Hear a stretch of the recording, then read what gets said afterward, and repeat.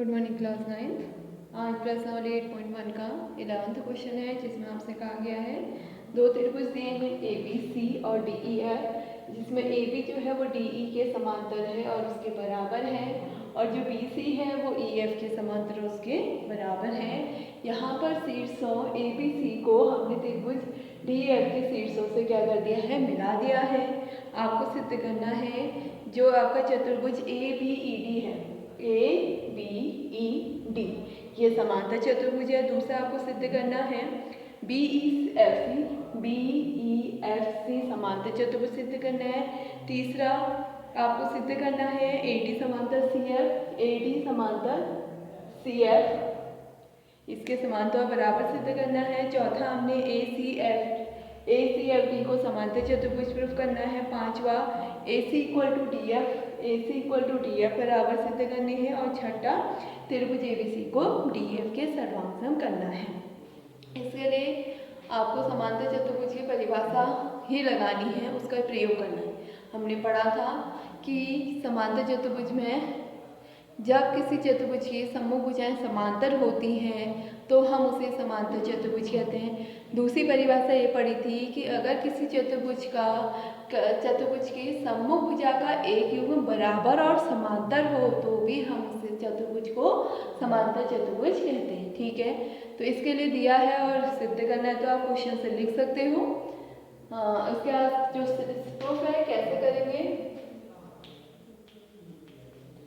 तो सबसे पहले देखिए हमें क्या कहा है, कौन सा चतुर्भुज लेना है, ए बी ई डी। पहला हमें ये तो सिद्ध करना है चतुर्भुज ए बी ई डी एक समांतर चतुर्भुज है। तो हम पहले वाले में क्या करेंगे, चतुर्भुज ए बी ई डी में देखो ए बी ई डी में क्या है, आपको दिया हुआ है जो ए बी है वो डी ई के समांतर और बराबर है। जो ए बी है वो डी ई के समांतर तथा क्या है, बराबर है। राइट, तो इसमें आप लिखेंगे सिंस चतुर्भुज ए बी ई डी में सम्मुख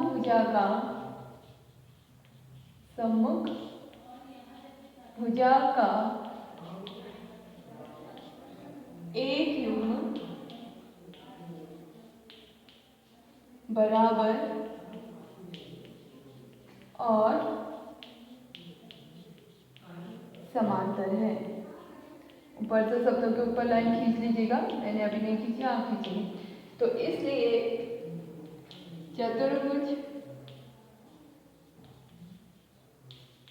ए बी ई डी क्या है, समांतर चतुर्भुज है। ठीक है, ए बी डी। तो ये तो सरल था कि हमें चतुर्भुज में एक भुजा का युग्म बराबर और समांतर दिया था, तो उसे हमने समांतर चतुर्भुज कह दिया।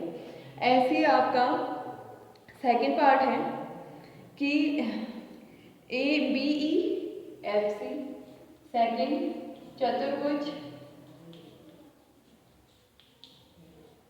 बी ई एफ सी में अगर आपको दिया हुआ है क्या, जो बी सी है वो ई एफ के समांतर तथा ई एफ के क्या है, बराबर। ठीक है, तो इसमें भी फिर आप क्या लिखेंगे, चूंकि चतुर्भुज बी ई एफ सी में सम्मुख भुजा का एक युग्म बराबर और समांतर है, इसलिए चतुर्भुज बी ई एफ सी एक समांतर चतुर्भुज है। तीसरे वाले भाग में आपको क्या करना है, ए डी को समांतर दिखाना है सी एफ के, और ए डी जो समांतर है वो है सी एफ के। ए डी को समांतर दिखाना है सी एफ के और ए डी को बराबर दिखाना है सी एफ। अब ये कब संभव होगा, जब आपके पास ए सी एफ डी एक समांतर चतुर्भुज होगा। राइट, समांतर चतुर्भुज होने पर ही सम्मुख भुजाएं बराबर और समांतर होती है। तो इसके लिए देखिए अभी हमने क्या सिद्ध किया था, ए बी ई डी एक समांतर चतुर्भुज है। तो समांतर चतुर्भुज ए बी ई डी में। जब समांतर चतुर्भुज है तो उनकी सम्मुख भुजाएं क्या होंगी? बराबर। और समांतर मीन्स AD बराबर BE तथा AD समांतर BE। इसके यहाँ पर ब्रैकेट में आप सामने से लिखोगे, कॉपी में स्पेस होगा तो ब्रैकेट में आप लिखोगे क्योंकि समांतर चतुर्भुज की सम्मुख भुजाएं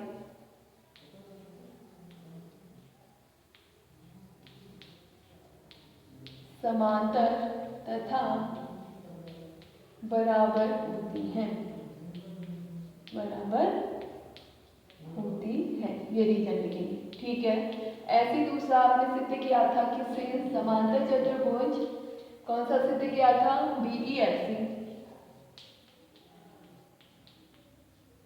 फिर से समांतर चतुर्भुज है तो इनकी सम्मुख भुजाएं बराबर और समांतर, यानी BE समांतर CF तथा BE इक्वल टू CF। फिर से लिख देंगे आप रीजन, जो कि समांतर चतुर्भुज की सम्मुख भुजाएं बराबर तथा समांतर होती हैं। आप ये रीजन यहाँ पर लिखेंगे, ठीक हो गया। अब हम देखते हैं कि ये है आपका सिंस। अभी हमने कहा जो AD है वो BE के बराबर है, ठीक है। साथ में यहाँ पर जो BE है वो किसके बराबर है? CF के। तथा